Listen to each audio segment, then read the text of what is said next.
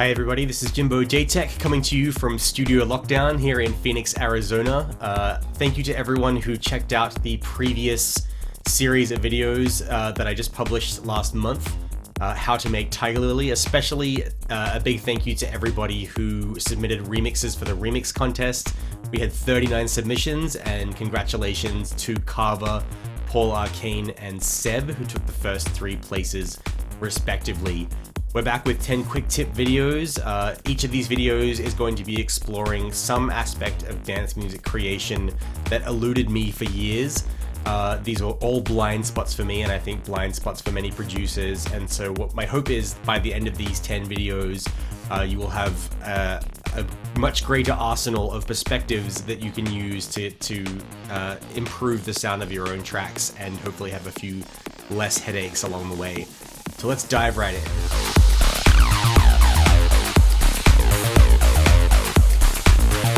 Today I want to talk to you about the concept of realness in dance music. Realness is when you take the project out of your studio and materialize it into the finished record that people are going to be hammering thousands or millions of times and playing on big systems and playing at clubs and events all around the world and at parties and listening in their headphones on the way to work and really loving for years to come. And to do that, you really need to learn to step outside of your own process and avoid getting trapped by your own ego and your own expectations of what your song is supposed to be so that you can find the real record.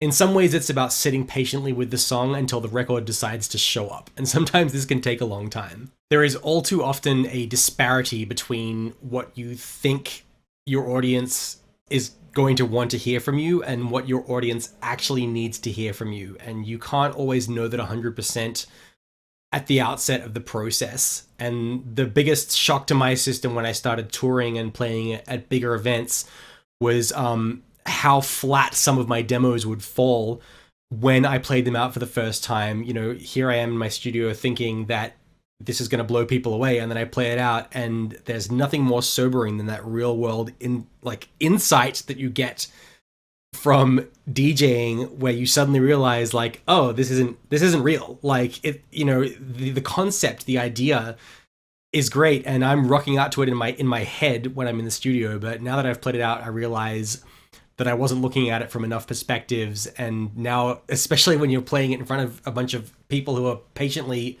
waiting for you to do something amazing, and it doesn't really work that way, there's nothing more sobering than that effect to sort of show you how and why your record doesn't work. For dance tracks, something that I recommend trying out if you haven't before is getting a muted YouTube video of a big festival set from some DJs that you love, or, you know, something like Tomorrowland or EDC, you know, something with a big dance floor who are all raving away to some real world dance music, and just playing it muted alongside your project. And this gives you this weird feeling of watching people dance to your music, which if you haven't DJ'd a lot, you know, it can be very eye-opening because it might instantly make you sort of change your perspective on how you put things together. But beyond that, my number one way of making sure that I have primed my track for the real world is through trying out a number of different versions to see which one feels the realest. And the way that you do that is through a process which I call destructive remixing. Destructive remixing involves taking what you've already created and making a new mix of it, which you would almost possibly consider as like a B-side remix for the original release. And the reason that this works is because it gives you permission to be more destructive in the reinvention of your track that you might need. And we get so attached to the original motifs that made our original demo so great. And we cling to those a little bit, and we tend to sort of, you know, they are usually the last culprit that we would ever suspect needs to be cleared out in order to make the way for something new. You would be amazed how many times the J-Tech record that you're hearing is actually the club mix of an original version that didn't work. There's a kind of caterpillar and butterfly type situation happening here, and the main reason that A&R teams at labels reject a demo is because they're hearing a caterpillar that should have been a butterfly. And to undergo this metamorphosis that you need to undergo, you really do need to face some of your biggest demons in your own creative process, and there is a bit of a struggle against your own limitations. But if you do walk through the fire in that sense, you eventually end up on the other side of that. And sometimes that takes a bit longer than people realize, But when you do, there is this point where the record does show up and you can kind of just feel it. Put on my headphones here. I'm going to play you a project that I'm working on. This is one of 5 or 6 tracks that I will be submitting shortly for consideration. It's turned into a bit of a trance banger. It was not that way originally, and I'm playing you this particular project firstly because I'm just at the point now where the record has shown up and the song now knows what it is. And this is also an interesting one because this particular song went through a number of different versions that I had to try out before arriving at this one. So I'm not going to play you the whole song start to finish to save time, but I'll play you some of the key sections now.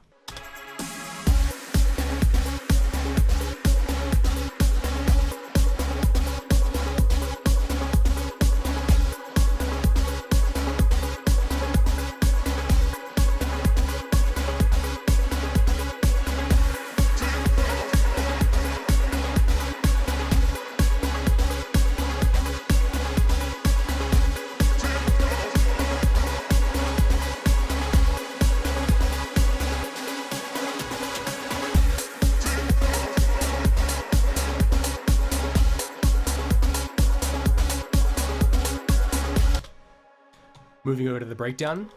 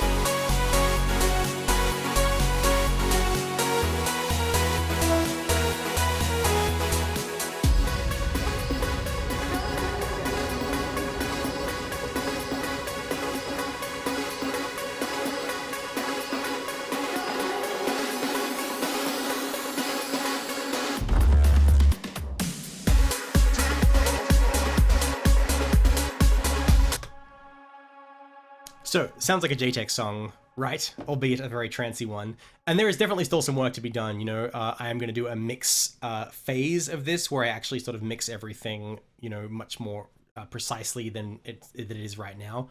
You know, these stack chords will become more refined, and I'll probably buff out a little bit of the cheesiness out of these leads with some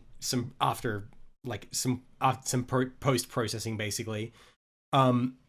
And I now want to play you what this song was to begin with, because it's quite different. And this is basically something that I started while I was in headphones on the road, and then brought back into the studio, and this is sort of where it began.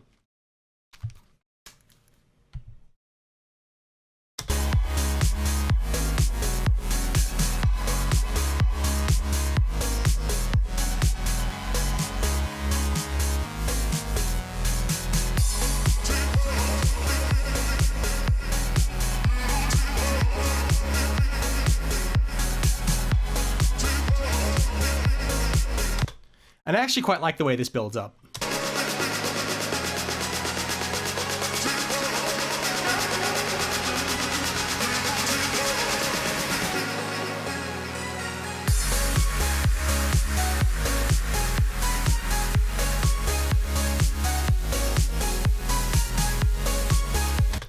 So you can see this has sort of like more of a kind of quirky house focus, which I actually quite like, you know.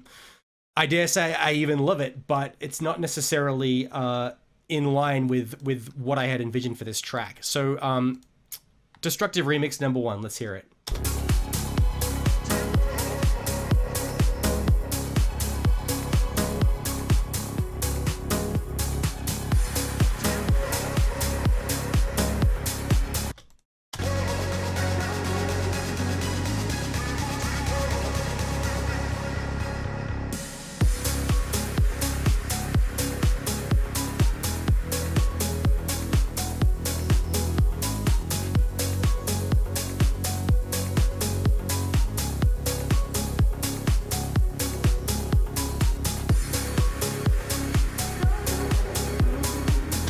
So kind of groovy and housey. I tried one other version which sort of ended up being like a almost like a South American style progressive house, or almost like it has like an Ibiza like Balearic style little pluckly. I'll give you a play.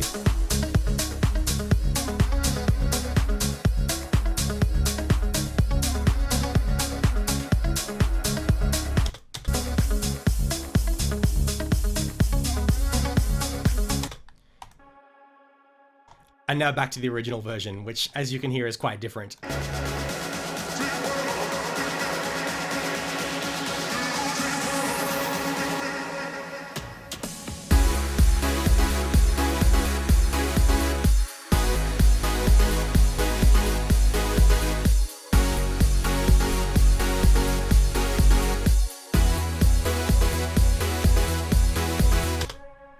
Something that I think is really worth pointing out is that a little bit of the essence of each of those versions did make it into the final thing. And the other really important point is that no matter what the project is, there are always going to be elements of the demo versions along the way that I am going to miss for the final thing. You know, there was some really cool vibes and feelings, you know, in those original versions, and you know, I've definitely played different versions for some people, and you know, every now and then somebody's like, oh, I like this other version better, you know. That's fine. I know what I want with this song, and I know 100% which of these versions is going to go down best at a JTech gig and is going to resonate with people the most. So you know, as they say, there's always going to be, you know, tons of great material on the cutting room floor. Not everything that is cool about what you came up with ends up making the final cut. But there is this sense of, you know, listening to your own song and listening to what it wants and letting it sort of become what it wants. And I think in the end, you know, it almost always surprises you. There's always some element that you weren't expecting, or there's something about the song that you never would have dreamed when you started that it would end up that way. So I hope that gives you a bit of insight into how some of my tracks have to sort of burn down to be rebuilt in order to get to the finish line. In the next video, we're going to explore using the principles of vibration of sound and air and gravity to make your tracks really sing out on whatever system they're playing on. So stay tuned for that and keep it real.